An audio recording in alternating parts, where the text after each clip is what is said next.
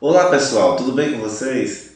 Sejam bem-vindos ao meu canal. Se ainda não é inscrito, se inscreva, deixe aquele like, compartilhe esse vídeo com seus amigos e vamos aprender história juntos. Na aula de hoje, nós vamos falar sobre a Revolução de 1930.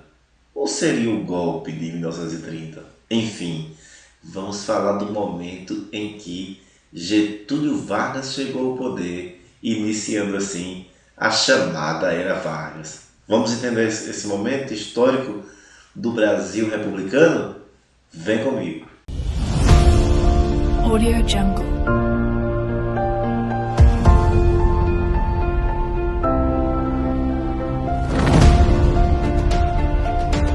Audio Jungle. Então, pessoal, vocês sabem como foi que se deu a chegada de Getúlio Vargas ao poder? E ao final de contas, foi uma revolução? Foi um golpe? Eu acho que ao final desse vídeo eu vou tentar responder essa pergunta. Não sei se será a resposta que você está esperando, mas vamos entender um pouquinho o contexto que envolveu esse momento histórico que marcou aí a chegada de Getúlio Vargas ao poder e colocou fim naquilo que ficou conhecido como República Oligárquica, né? Rompendo aí a estrutura da política do café com leite. O ano de 1929 é um ano emblemático para nós entendermos esse evento histórico da República Brasileira. Vamos lembrar, temos até um vídeo que trata sobre isso aqui nesse canal, que o ano de 1929 ocorre aí a grave crise econômica que se inicia lá com a quebra da Bolsa de Nova York nos Estados Unidos e acaba se expandindo por todo o mundo naquela época. No Brasil não foi diferente. Aqui o Brasil, que na época dependia de sua exportação de produtos agrícolas, mais especificamente o café, a exportação de produtos agrícolas correspondia naquele momento a 70% da riqueza gerada no Brasil e foi completamente afetada também pela crise econômica de 1929. Bom, naquele momento nós estamos ali numa fase já crítica, vamos dizer assim, da chamada República Oligárquica, né, iniciada lá no finalzinho do século XIX. O presidente da época, o Washington Luiz, apesar de representar os paulistas dentro da aliança da política do café com leite, a aliança São Paulo-Minas Gerais, era inclusive um carioca, né? Tanto que na época ele era chamado ironicamente de o paulista de Macaé. Macaé é na cidade do Rio de Janeiro. E quando o Washington Luiz vai indicar o seu sucessor, pela lógica da política do café com leite, então ele deveria indicar alguém de Minas Gerais. Só que ele rompe esse acordo e acaba indicando Júlio Prestes. Então cria-se aí uma aliança que vai unir aí Minas Gerais, Rio Grande do Sul e Paraíba, mais os liberais paulistas que vão romper com o Partido Republicano e vão criar aí o que foi conhecido como Partido Democrático e vão entrar aí nessa aliança que vai ficar conhecida como Aliança Liberal, que vai contar com o apoio de vários empresários, industriais, grande parte da classe média e inclusive alguns militares aí oriundos do movimento tenentista.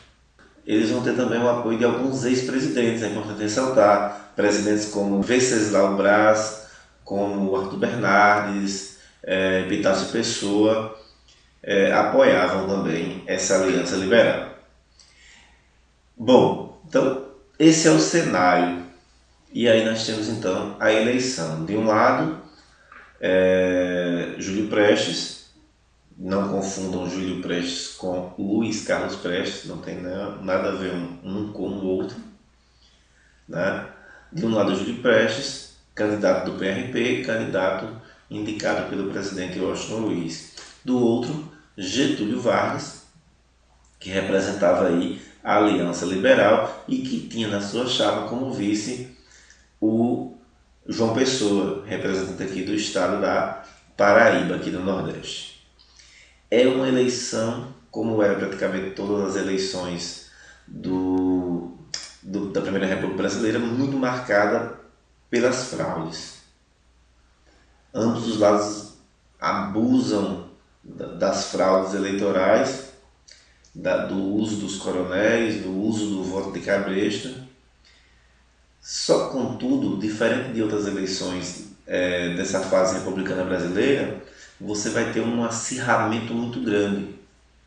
Então, ao final das eleições, Júlio Prestes acaba saindo vencedor, né? Dentro desse processo aí de acusação de fraude, de utilização dos mais diversos subterfúgios, digamos, pouco republicanos. Ele acaba sendo considerado vencedor das eleições. As urnas vão acabar dando a vitória a ele. Coisa que não vai ser bem aceita nem pelos derrotados, nem pela grande parte da população, que naquele momento já sentia que aquele regime, aquele domínio paulista sobre a República Brasileira já não era algo positivo, né? Então, meio que rompe uma esperança de mudança que as pessoas tinham com aquela eleição. E esse ambiente ele vai se agravar a partir do assassinato de João Pessoa, que era o vice aí da chapa de Getúlio Vargas. O assassinato de João Pessoa, na verdade, é muito mais por questões locais da Paraíba, né? Tem muito a ver, tem mais a ver com questões da política local paraibana do que com a política nacional. Contudo, como já existia todo um ambiente inflamado por uma disputa bem polarizada, isso vai ser levado para o ambiente nacional e essa morte de João Pessoa vai cair na conta do governo vigente naquele momento, das pessoas ligadas a Washington Luiz e a Júlio Prestes. E isso vai ser como um combustível a mais naquele barril de pólvora que já era o contexto político do Brasil na época. Então, dentro desse cenário, desse contexto, as tensões elas aumentam. E aí, uma coisa interessante, vocês podem perguntar, e onde é que estavam, por exemplo, os comunistas, os anarquistas, os sindicalistas naquele momento, né? Eles também estavam insatisfeitos com essa situação, contudo não apoiavam essa aliança liberal. Só que crescia na cidade o desemprego, os operários começavam a fazer greves, se manifestar contra a situação ruim que o país vivia. Então, a chamada Revolução de 30, que é a tomada do poder, o rompimento do poder, e aí alguns podem dizer, mas foi um golpe, né? Porque o eleito foi Júlio Prestes, mas aí com essa revolução ou golpe, acabou que o poder foi passado para Getúlio Vargas, que teria sido derrotado das eleições. E aí essa discussão ela é bem polêmica e ao mesmo tempo ampla, né? Porque qual é o conceito de revolução? Normalmente quando nós falamos em revolução, falamos de um processo em que você tem mudanças profundas, em que você tem inclusive a alteração da classe social que rege o poder. No caso específico da Revolução de 1930, você não tem uma tomada de poder por parte, por exemplo, das camadas populares. O que você vai ter são mudanças em relação à ordem vigente de quem governa, né? Mas as camadas sociais elas vão meio que se manter, vai haver um rearranjo dessas camadas no poder. Por exemplo, você não tem um processo de reforma agrária ou o isolamento das grandes oligarquias agrárias. Agora o que você tem é o fortalecimento de uma nova elite, uma elite urbana em meio a esse processo, né? E um processo depois que vai combinar com a industrialização, com a inserção de leis trabalhistas, com mais tarde a questão da expansão do direito de voto e etc. Bom, mas aí já é um tema para um outro vídeo, na verdade, para uma outra aula.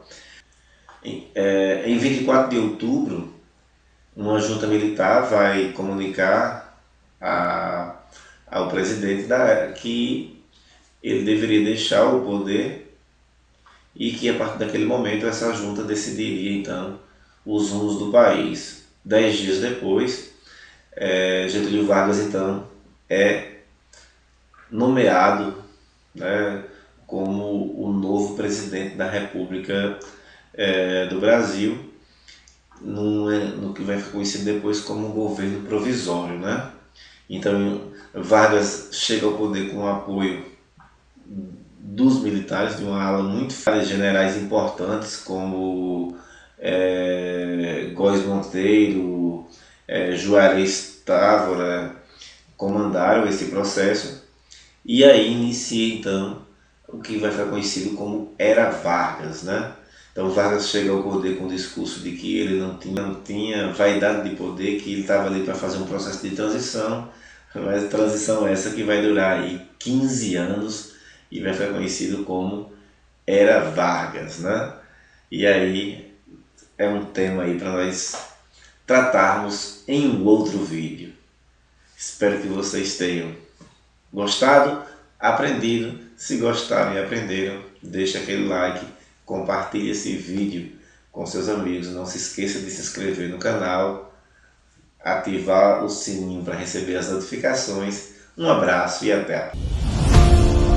Audio Jungle.